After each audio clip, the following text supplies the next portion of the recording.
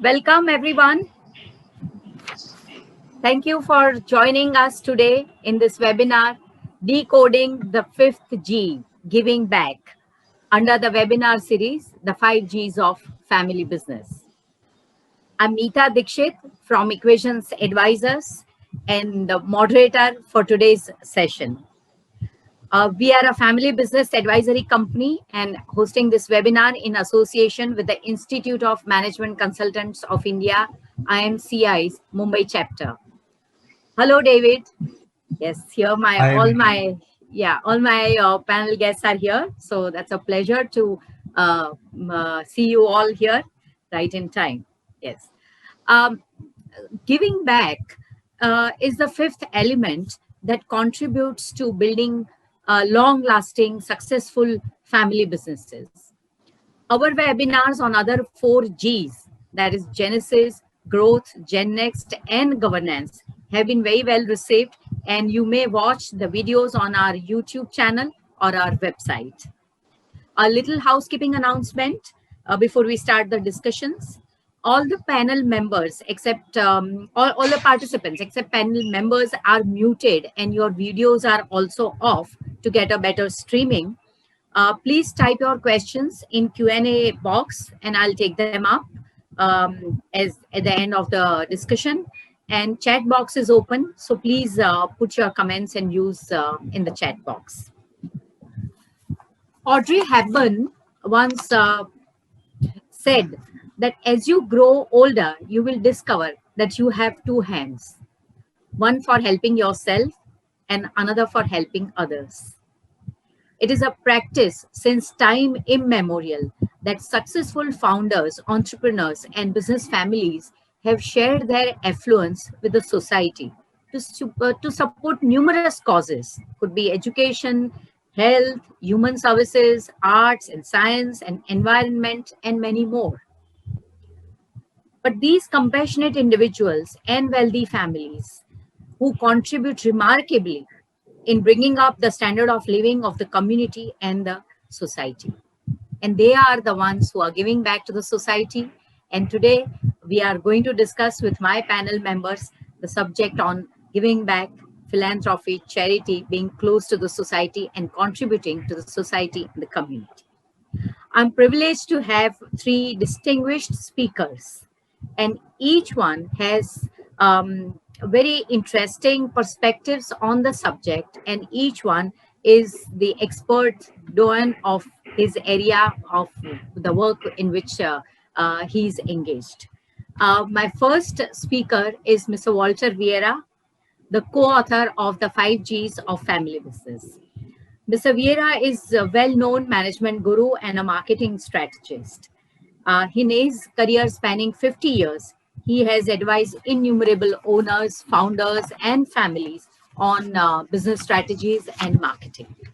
Mr. Vieira is also a prolific writer, and he has authored 15 titles for sales, marketing, and management and entrepreneurship areas. His recent column, Lessons from the Past, in Moneyline magazine, is become very popular and fetching very good reviews.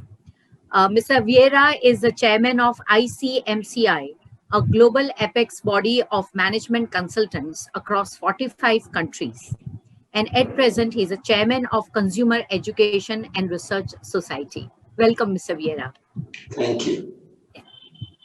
My another guest is a successful business owner, very well respected and well-known name in the chemical industry and an active spokesperson of the industry. He belongs to a family which has its roots, its genesis in the community development and philanthropy. Mr. Ashwin Shroff, Executive Chairman of Excel Industries Limited. Namaste to everybody. Namaste, Ashwin Bhai. Popularly, he is known as Ashwin Bhai. And he is leading a 75-year-old company, Excel Industries, which itself is a leader in industrial and specialty chemicals, pesticides, intermediates, and biofertilizers. Ashwin Bhai, in his illustrious career, has won many honors and awards He has been the president of Indian Chemicals Manufacturers Association, Pesticides Industry Association, and he's been chairman of FICCI's Environment Committee, and many more honors that he has received. He's known for his commitment to social causes and philanthropy. He's a trustee of Vivekanand Research and Training Institute, VRTI, in Kutch. He's a chairman of Global Bhatia Foundation.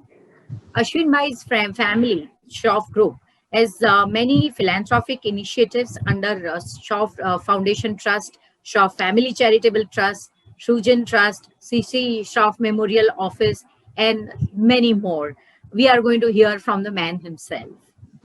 Welcome, Ashwin Bhai, to this panel. Thank you. My third guest is an internationally acclaimed family business advisor. He's from Australia. Mr. David Harland is the executive chairman and co-founder of Fin, a leading company in family business consulting. Fin has offices in Brisbane, Australia, Singapore, and has got clients all across Asia Pacific. David has facilitated multi-generational meetings of family businesses stakeholders to guide them and take them through complex family communications and challenges that the families typically face. His objective is to empower those families to sustainable communication processes across both family and the business. David has worked extensively with family businesses where in Australia, in New Zealand, in Southeast Asia, and he holds both Australian and international accreditation, Australian and USA international accreditation in family business advising. David writes regularly in several publications on family businesses, and he guides wealthy families and next generation successors on preserving and building their family legacy through family offices. Welcome, David. Thanks very much, Meera. I know, David, it's very late night in Brisbane now, and thank you for being with us at your odd hours, and we really appreciate that. Seeing you. We are all in our evening, which is very nice evening time on a Wednesday evening today. Well, now my question, I'll start with Mr. Vieira on the topic of giving back. Sir, you have in the 5Gs of family business, you mentioned the last element of success for family businesses is giving back. Tell us about giving back. What is it about and why it is critical for family businesses? Your views on giving back. Yeah, giving back is not an extra. It is part of the whole business of business. And exactly as you said right at the beginning of this whole function about Audrey Hepburn, that it is one hand that gets and the other hand gives. And our whole chapter in the book itself, we have said, based on the holy book of Deuteronomy, we have all drunk from wells we did not dig. We have been warmed by fires we did not build. We have sat in the shade of trees we did not plant. We are where we are because of what somebody else did. And this is how this whole concept of getting and giving, it is understood that one has to first get in order to give. And it's not special only to family business. It is special to all business. But generally what happens is the family business has a family face. And that is what distinguishes the giving by a face, a personality, rather than an institution. Getting it from Oregon Corporation is a little different from getting it from Bill Gates. You know what I mean? You see the face of Gates as giver. You don't see the face of Oregon Corporation as a giver. It is a corporation. That's the only difference.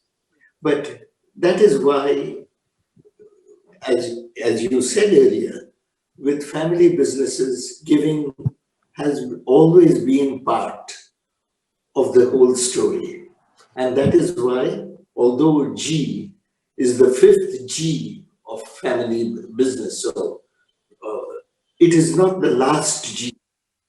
Yes. It is as important a G as the first G, except that without the first G and the second and third G, there won't be a fifth G.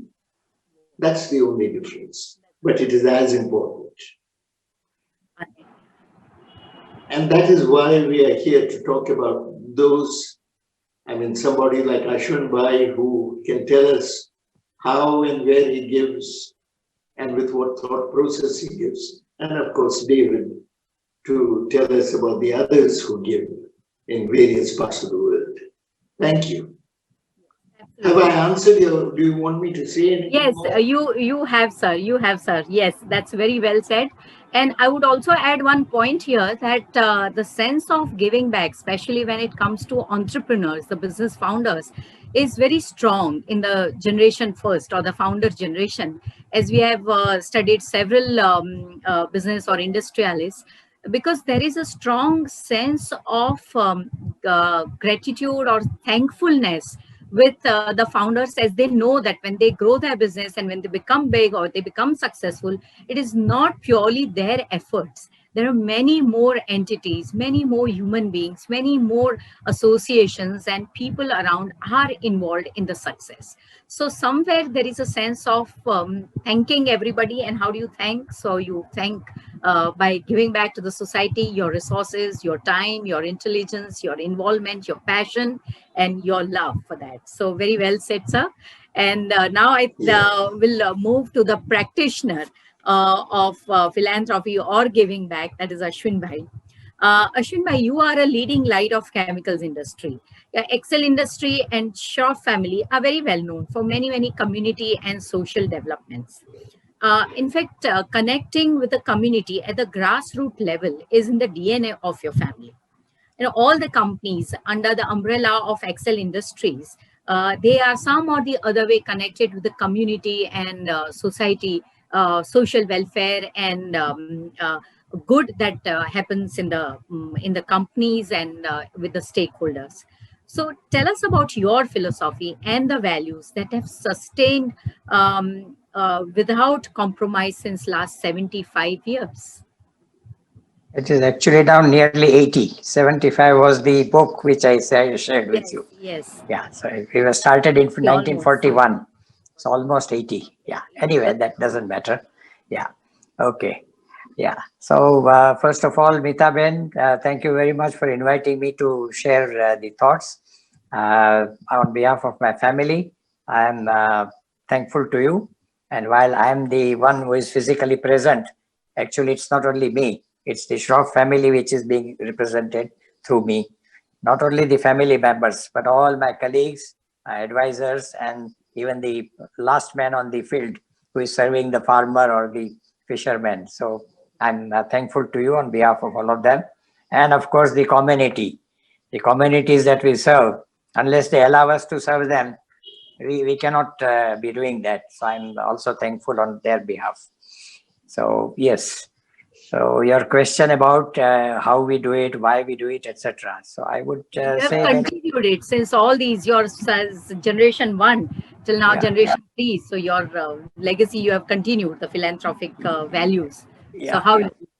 yeah. Well, these days people use the word DNA not only in a scientific sense but also in a family sense, in an institutional sense. So I would say it runs in our DNA, not only me but our family, because this is how we have seen our elders doing things, practicing things. So as you said in the beginning, one is our community, which comes from the region of Kutch, which has been a very hard region. I think it's in the community DNA to give back, to live in a simple way and to give back. That's one. Secondly, my family, my elders, starting with my grandparents, my parents, my uncles, they all drew the inspiration from people like Swami Vivekananda, who believed that the real religion is to serve your fellow beings, or Gandhiji, who said that trusteeship, when you run a business, all the money that you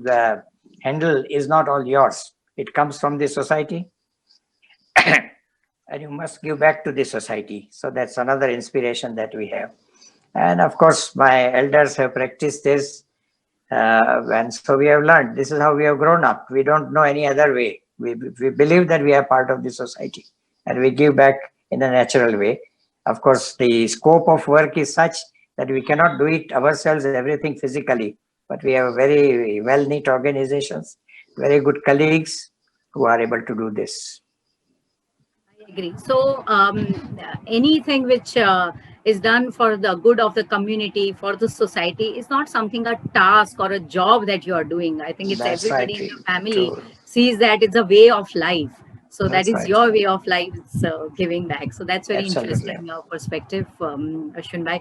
And I'm sure that many business owners, they who are with us here and all, they get a cue from you and see that it becomes DNA in their families also. Yes. David, now after listening to two perspectives from Indian experts, I would like to know about your perspective. How do you are interacting with and you are guiding multi-generational families who are spread all across the country. They are globally large families, and they are in various countries like Australia and Singapore and in other places in Asia.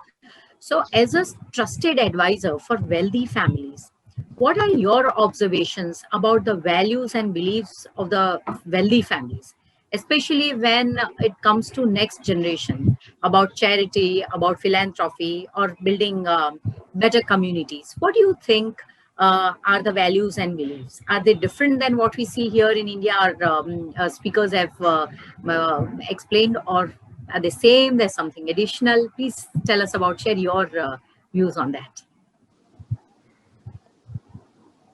Yeah, thank you very much, Meeta.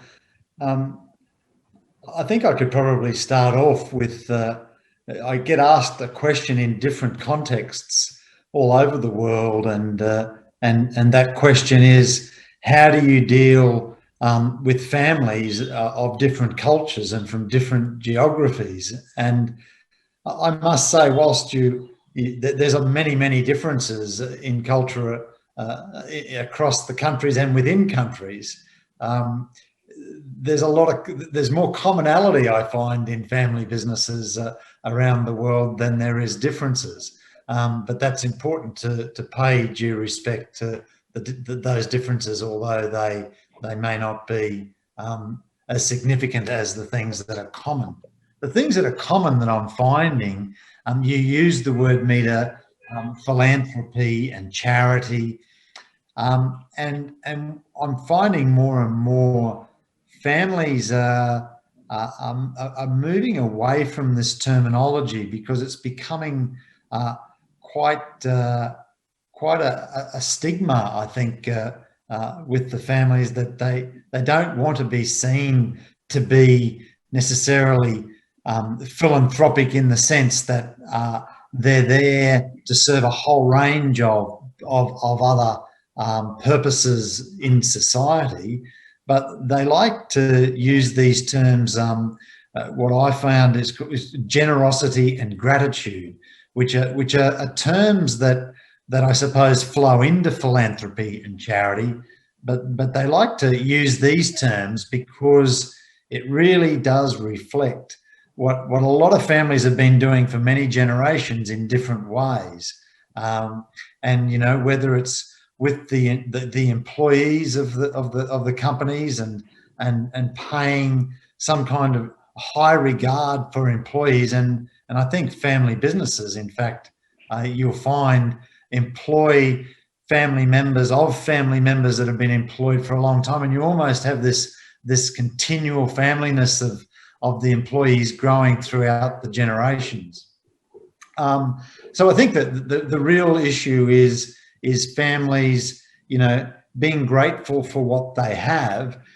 And this kind of leads into this question of one of the big dilemmas for families these days is how to build this into the next generation, and for the next generation to really understand this history of the family and this balancing equation that I like to explain, which is this one that both speakers have said, that the whole issue of giving to get is what I call this equation that needs balancing.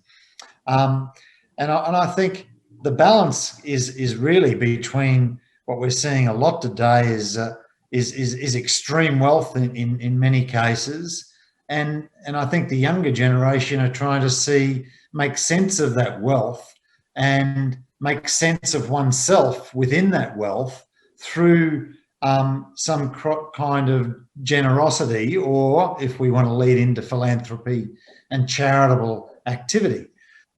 And I think, maybe the next generation really see themselves as the ones to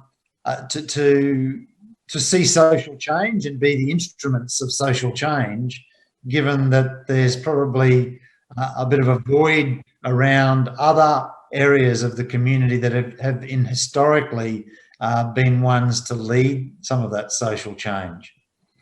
And I'd just like to make the one point in all of this, that this all comes down and links back to families actually communicating together from, at the very high level, what is their purpose?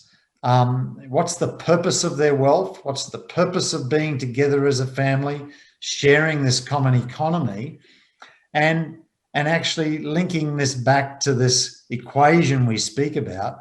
But then when doing that, putting it into practice in many ways and actually seeing that practice play out in the older generation and the newer generation taking the lead from that.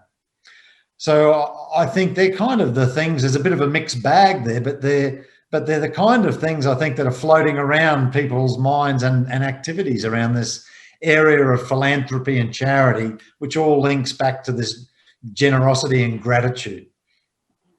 I think, David, that's wonderful.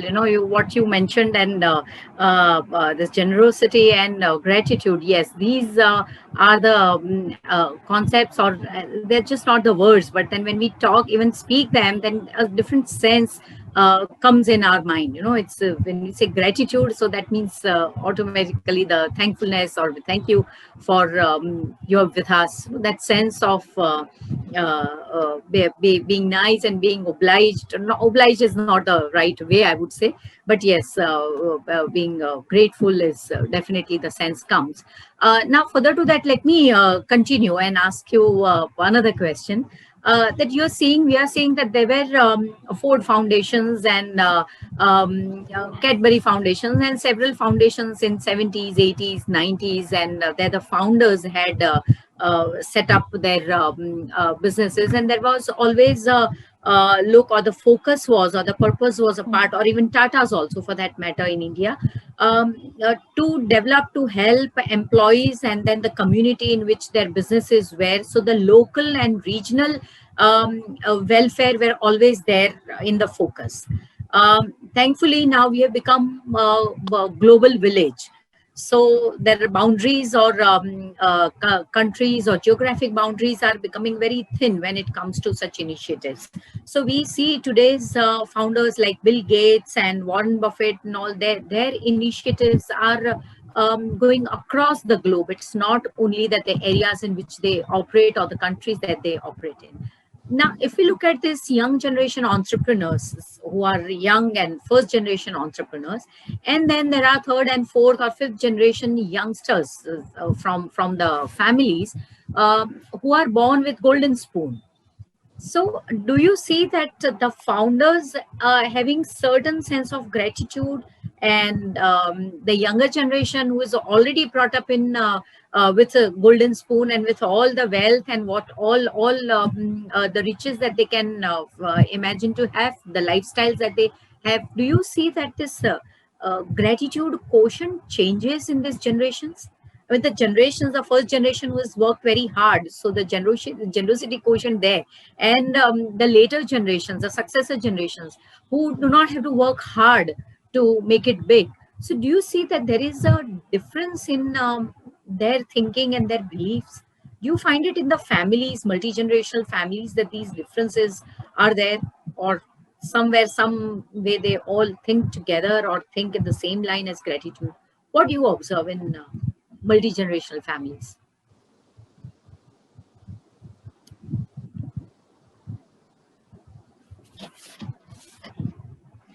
So that Are is you no, asking I'm asking David? David. I'm asking David. Yeah, David, yeah. I'm asking you this question. Multi-generational families and first generation and later generations. The difference in their approach, Yeah, no, their attitudes towards it. I understand. Yeah, I suppose you've got to come back to some of the macro issues that are involved with this, and clearly the need and public funding for some of these things is down to what it was in the past, and we live in a world where family and private wealth has increased significantly around the world.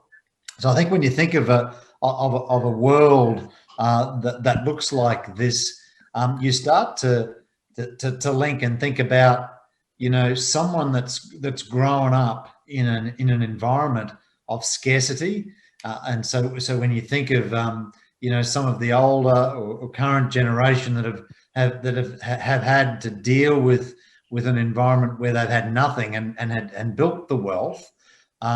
To what I think what your question is about is the differences in family members that have grown up with abundance. So I kind of like to think of generosity and gratitude in the context of scarcity and abundance. And I think the older generation, in some sense, well understands scarcity. They're concerned about this whole notion of abundance and their children growing up in this environment of abundance. But I think what's emerging to me around the world is children are seeing both sides of this story. Whilst they may not have experienced the scarcity, I think what's really being demonstrated is the value of purpose in families, understanding the history, which then gives a lot of storytelling going on around what happened to build the wealth, and these stories are demonstrative of scarcity, and I think this balance between the two generations, if we want to put it this way, is emboldened through storytelling, and each member of the generations working together to understand understand what some of those differences are and how they apply in the world today of abundance, and really then lead on and appreciate what others have given them, as Walter highlighted out of the 5 Gs, that some of those stories that were mentioned there. One's taking the shade from the tree, but not planting the tree.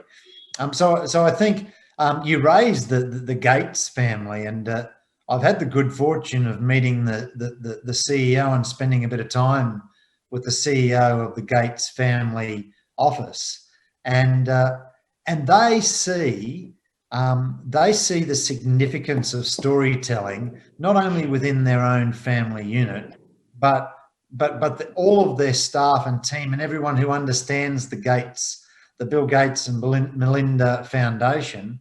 They're putting an enormous amount of resources of documenting all of the family history, to the extent where they've taken huge warehouses almost full of paperwork, and they're scanning everything and documenting it all, and being able to tell the story, I think, is this real bridge between scarcity and abundance, and bringing some sensibility to family purpose, leading around the generosity and gratitude.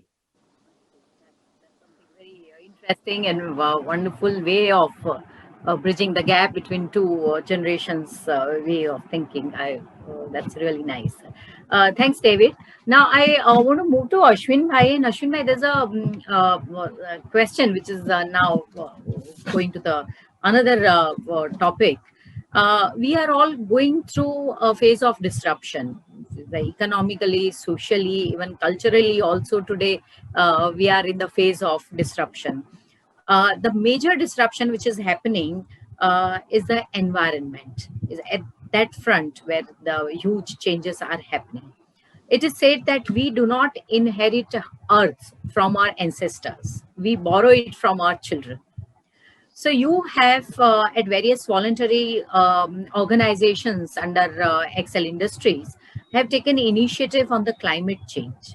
So please tell us what are these initiatives and what impact they are going to make to the community and masses at large. Because I think the future, near future and long-term future is all going to be about planet Earth and environment. So tell us about your initiatives. Yeah. I'm not on mute. I'm audible, right? Okay. Yeah. In a way, you have touched on a subject which is my favorite, which I believe is not only whether it's my favorite or not, but I think the whole world is facing. In a way, I will link up this scarcity versus abundance. The first generation which came from one era, the second generation born with a silver spoon or a golden spoon in the mouth. So now that can be converted into a different dimension. That abundance, yes, but abundance at what cost? And at the cost of environment. So I think there's a strong linkage between the two. Some of the also, let's say, in the name of comfort and convenience, what we have come to take as granted. Earlier, we would be using a handkerchief. Now we say, okay, if I feel like, I just pick up a paper tissue and wipe my mouth. But that paper tissue comes from where? You cut some tree somewhere.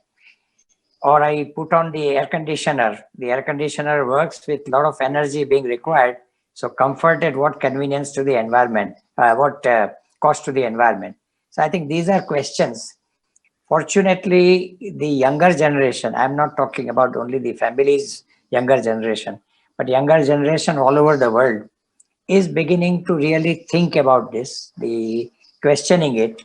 Greta Thunberg is a good, or yeah, I think that's the name, the Swedish girl, is a good example of how the younger generation is questioning.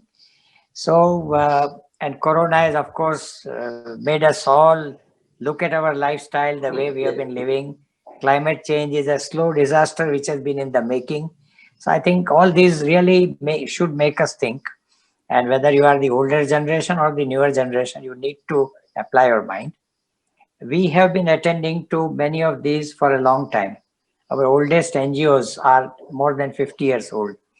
And let's say earlier we were born in a water scarcity area. Then the water became abundant or so-called abundant. We kept on drawing from the ground. And then someday it gets over. And then you say, oh, where is the water? I thought God had given enough. No, you need to recharge it. You have to use it very responsibly. So I think that's the kind of education that we give to the communities, for which sometimes technology is required, sometimes the social awareness is required, sometimes demonstration is required. And this is all part and parcel of the whole thing. I think there is a lot of work that you, your family and the foundation did work in Kutch after the earthquake. So, several years ago, of course, but I think now Kutch is considered as one of the top 10 green zones in India, or maybe very, very highly productive, agriculturally productive zone. So a lot of initiatives, I think, go in creating something green, and hardly any time goes in breaking whatever earth has given us and destroying it very quickly. As you rightly said, that water is not going to be forever the way we use it. I agree. So could you just tell us few specific things that you are working on currently on climate change or so that our participants, if they are interested, can also get in touch or I'll just quickly mention two aspects. One is that one of the biggest sufferers or victims of climate change is the agricultural sector, the farmers, because they are very vulnerable. So we have been for the last 10 years working on how to make climate change resiliency available to the farmers through various techniques, water saving, the soil management, the fertilizers, etc., etc. So this has been one of our areas of focus, helping farmers to deal with the climate change as it affects them. The next one is that, okay, just by saying that yes, climate change is there and we must learn to deal with it is not good enough. As my uncle has been saying, it is a human mistake which has made the climate change happen. So who should correct it? It is human beings who should do it. So that is our latest effort, that how do you reverse the climate change by taking away all the CO2 in the atmosphere, the greenhouse gas, on a massive scale. We cannot do it alone, but if you demonstrate. So currently we are working on something called seaweeds, vegetation which grows in the sea. 75% of the Earth's surface is under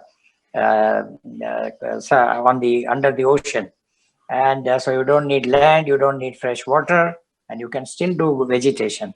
And in fact, my inspiration for the seaweed came from an Australian, Tim Flannery, who is in Sydney, and his article really fired my imagination. But there are many other things that we do. Use any resource in a responsible manner. I think that's the way to do it.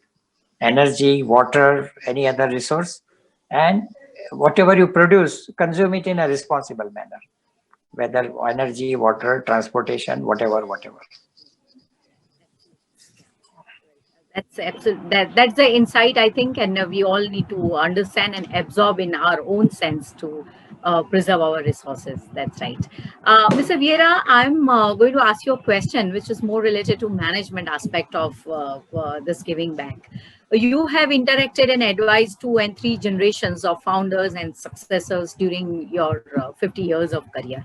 Now, charity and philanthropy, as we say, so these are, I agree with what David said, that that's something which carries a stigma. It's like we are on the upper hand and when we are giving back to the society.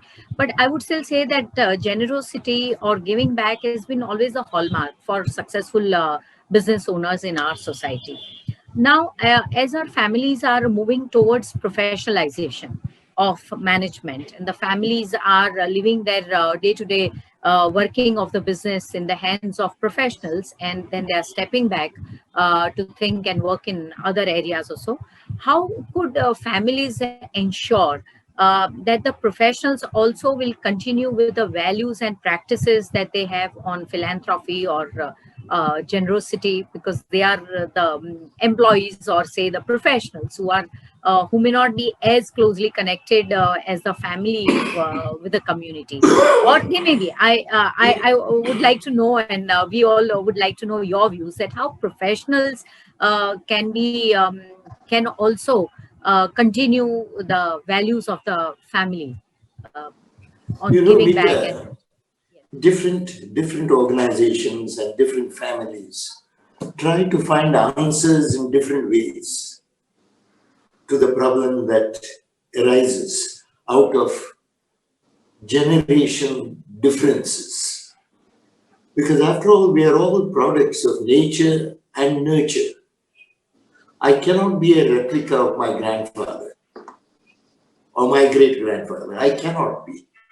Because as Mr. Shroff said, third generation grown in a different environment. They have got silver spoon. Then the next generation has got a golden spoon. And the next generation has little, diamonds also attached to them. So it's at every stage, one must look at a different way of addressing what we give and what we get. I just read on my mobile a report on innovation, which has been promoted by Marico. Marico has an organization which promotes innovation.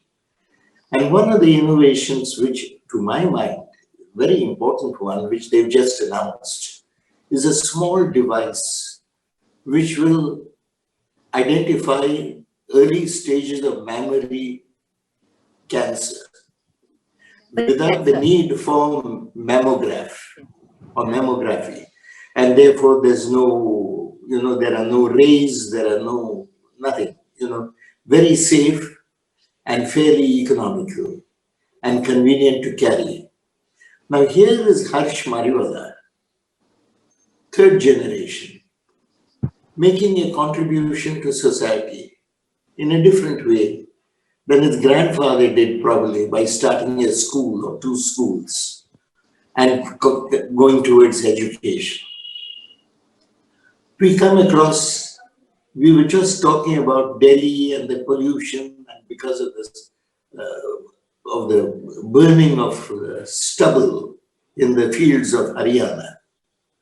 Now somebody has discovered a chemical which when sprayed onto the stubble, it converts it into manure, and therefore there's no need now to burn the stubble to clear the fields for the next crop.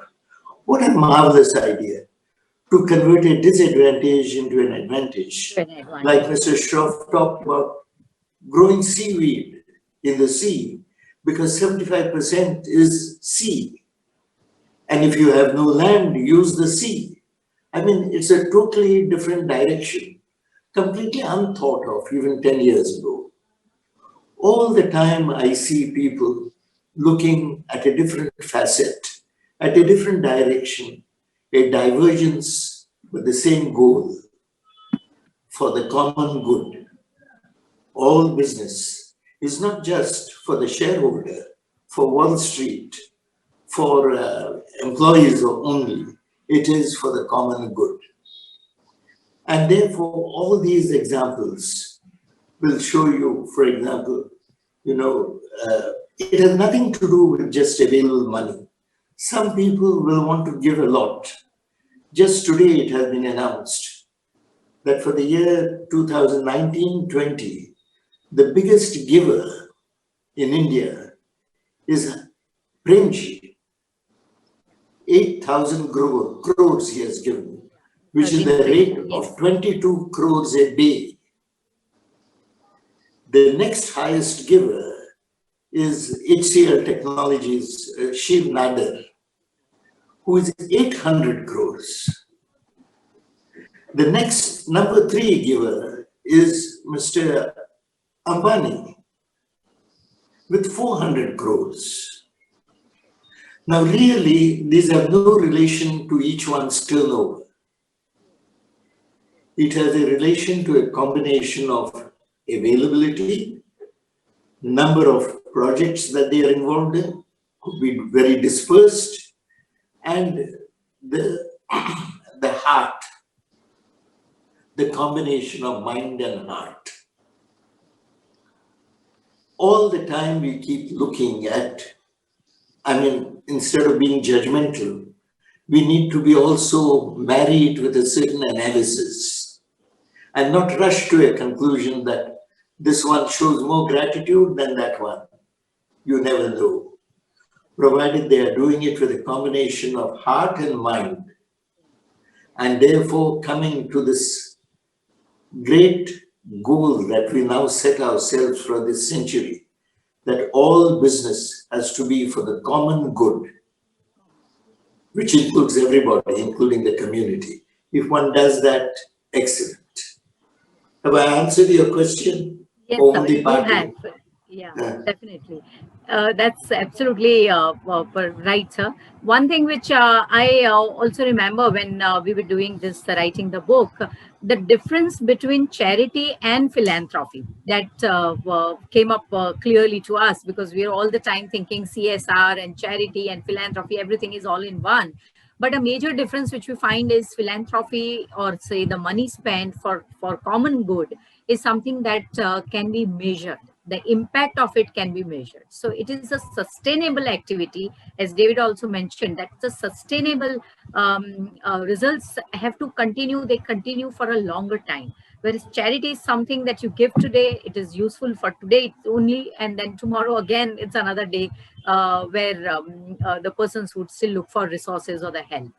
So so impact assessment is important aspect when these initiatives have to be carried out, because resources also we need to measure and see that they are May I used. just Yes, add one yes, bit sir. that maybe I should have mentioned?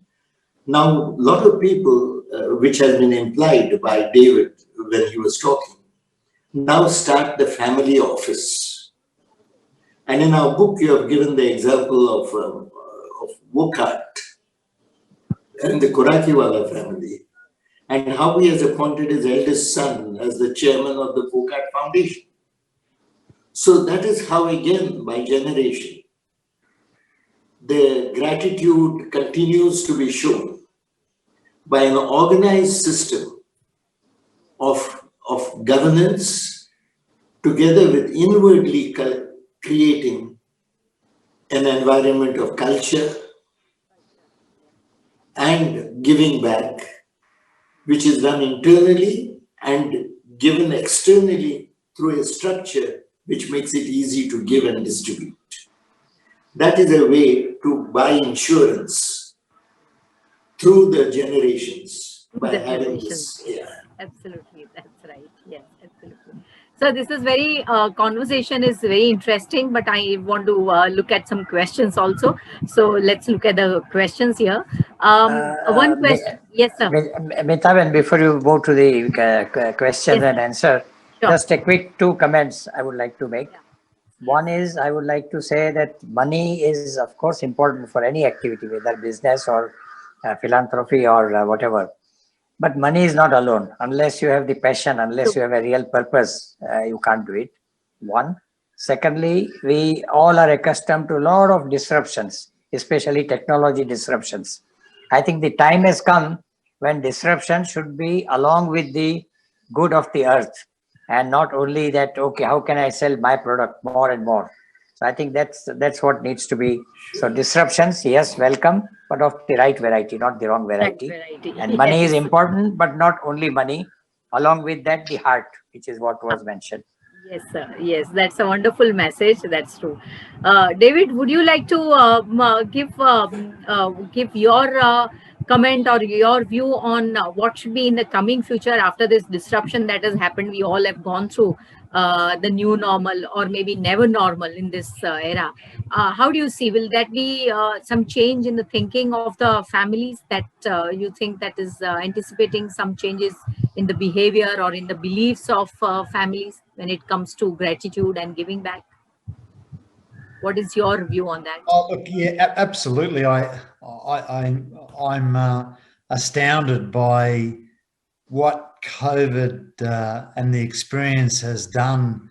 I think it's people's own mortality has become more prominent in the discussions of families, and if it's not explicit, it's implied in the tone of the conversations, and therefore the urgency to not just talk of these things as something that will happen in the future and we need to start thinking about it, but I think it's caused people to start taking action and be genuine with their actions and their engagement with the next generation. So I see an enormous amount of positive things that have come from the experience of COVID. One other one that I think I've seen is families have been forced to spend more time together and start to see the meaning of their wealth and really question the purpose, or maybe rather than say question their purpose, but evolve their purpose into something that's a much more balanced equation across wealth and gratitude and generosity. Very true. I think this is definitely a turning point when it comes to families, when it comes to business, when it comes to environment and our social causes, and everywhere there is a change that we are all, and whether we like or not, we are all absorbing the change and we are all ready to accept it and move ahead. So that is saying, well, gentlemen, I think for whether could I emphasize there, Mita, that one of the real I don't know whether I emphasized it enough, but I think our own mortality became very clear during COVID-19. True, true, absolutely. And probably I think everywhere, all of us have seen some or the other closed one not being there, or say being the cause of COVID, and not being with us anymore. So deaths have happened all around us. So yes, that's mortality. That's all. Unfortunately. Well, gentlemen, I think the clock is not going to wait for me, so I'll have to take up a few questions here. Couple of questions which are there, and then I'll just quickly ask you that. Harmeet is asking a question that while all the family business, or say all business families are involved with generous activities to uplift people and society at large, and they are doing it around the purpose that they believe in. So, being a global community, is it a good time for all the givers to bring their acts together and work as per the Pareto principle, that is, work on top 20 issues that would help alleviate 80% of the pains of human race? So, if I understand rightly, then Harmit, what you're saying is that what if all the acts are brought together? So that means all generosity activities and the purpose brought together as a global community. Then the resources could be spent on 20% issues, which will help alleviate 80% of the pains at the global level. Well, I guess it's a thought is good, but I don't know. I would ask you to our experts here to respond to that. That is it possible to to bring all the causes together or the resources together largely? Yes, sir. Please, Ashwin bhai, you are the most experienced. No. I mean, I would say the thought that has been suggested is a very romantic thought, very good thought, but it's idealistic. And I think it's because the passion is a very important part of what you want to do. So my passion would be different from Mr. Veera's passion. We can't say that, okay, we will do the same thing. Also, the needs of the communities would be different. As they evolve, their needs will change. So you can't just have, I think it will be, already there is enough money flowing, and fortunately in India we are fortunate that the government also has put enough budget at our disposal. So it's not that only you are spending your own money. I think there's enough money. Money is not an issue, I would say.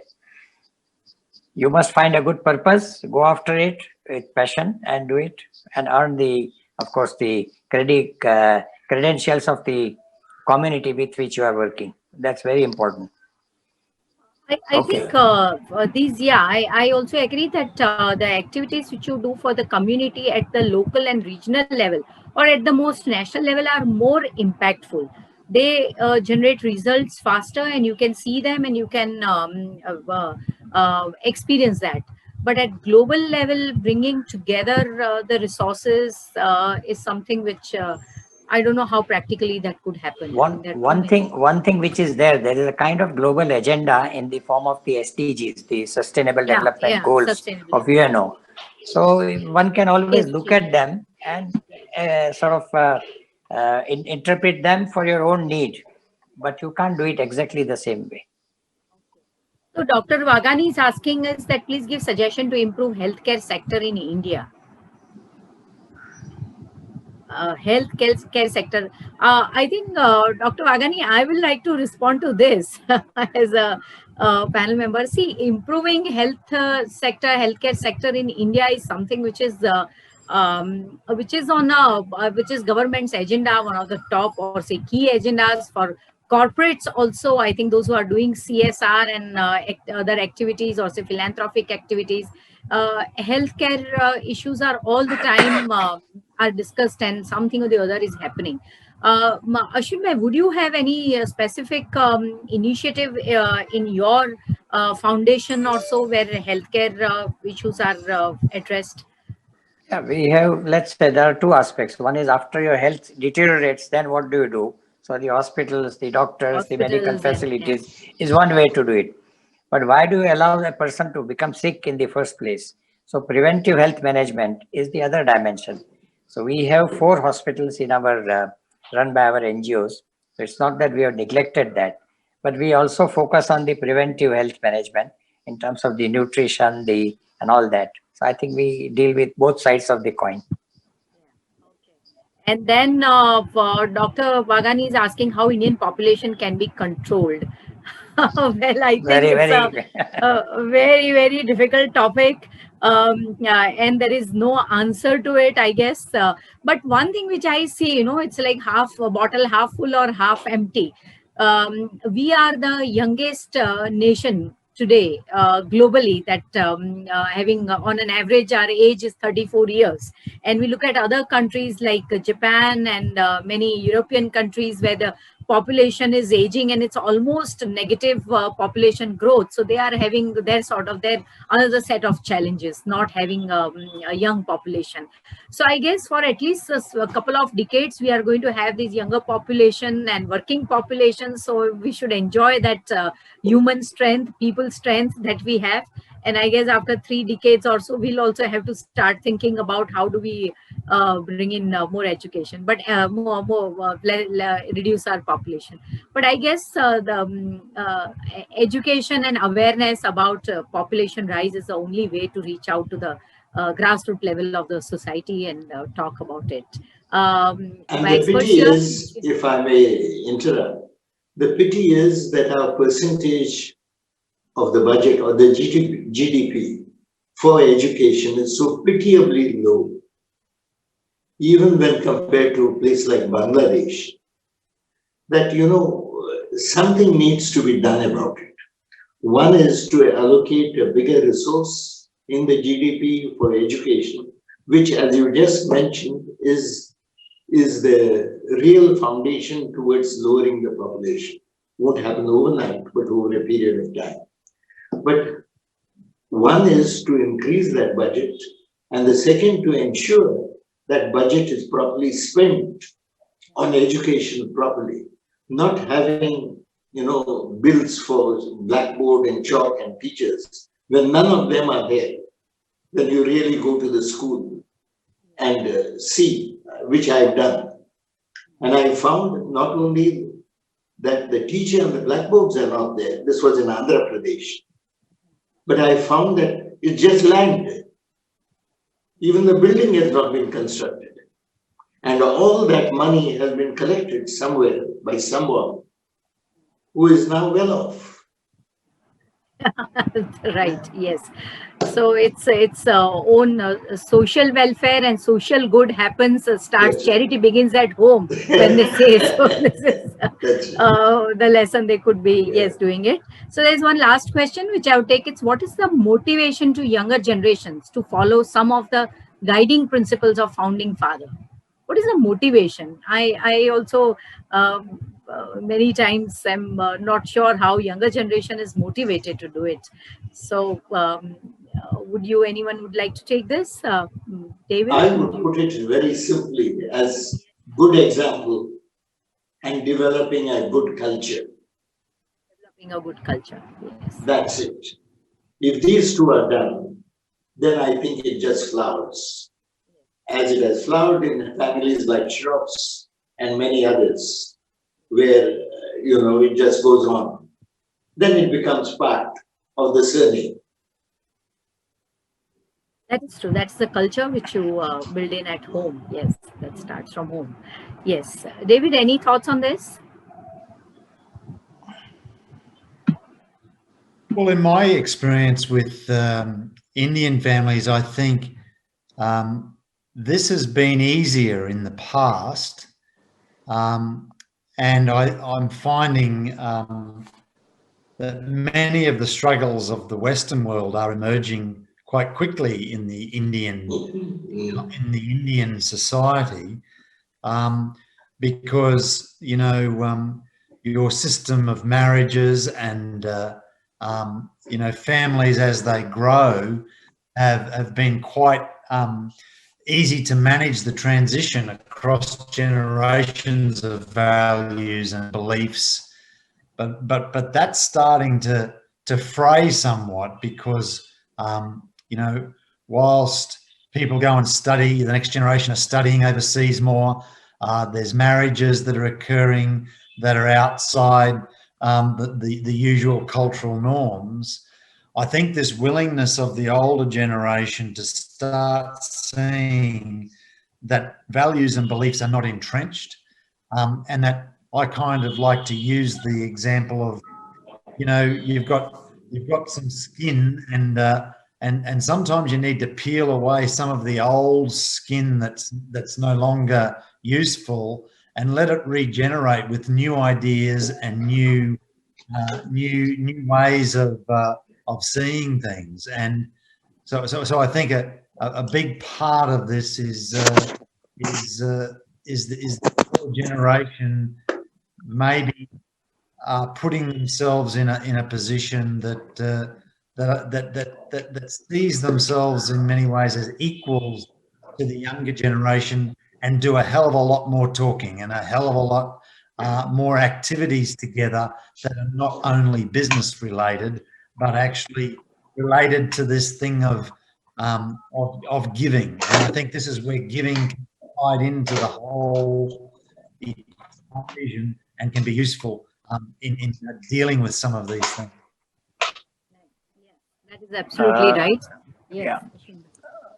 I would just add to what David just mentioned. I think the core values are important. The expression of that or the implementation of that could vary. So what the grandfather did, what the father did, fine. And that may set some kind of examples and all that, but it doesn't have to be copied, or it doesn't have to be carried on as it is. The younger generation is very, very smart, very intelligent, equally sensitive to the needs of the environment and the society, and they will find their own answers. So one doesn't have to be worried. I'm sure they will do it in their own way. One doesn't have to say that do it only my way. Yeah. Absolutely right. Yes. True. So this has been a very enriching, wonderful conversation with all three of you. And I think now my time is up, so will have to close our session for today. And maybe on some other webinar, we will again invite you to share your views on some other topics, because it's always wonderful learning from you and getting some new understandings of the issues at hand. So I thank you everyone for being with us. I appreciate our participants spending time with us. And thank you, Equations and IMCI teams, for your support. Well, my guests, thanks a lot for being here, Mr. Vieira, Ashwin Bhai, and David, for your time and your excellent perspectives on the subject. So with this, our 5Gs series is coming to an end, and there will be some another new beginning which will happen. We'll let you know about it. But till then, please watch our videos on our website, www.equationsindia.com, and have a good evening and stay safe. And wish you all a happy Diwali. Right. Bye-bye. Thank you. Thank you very much.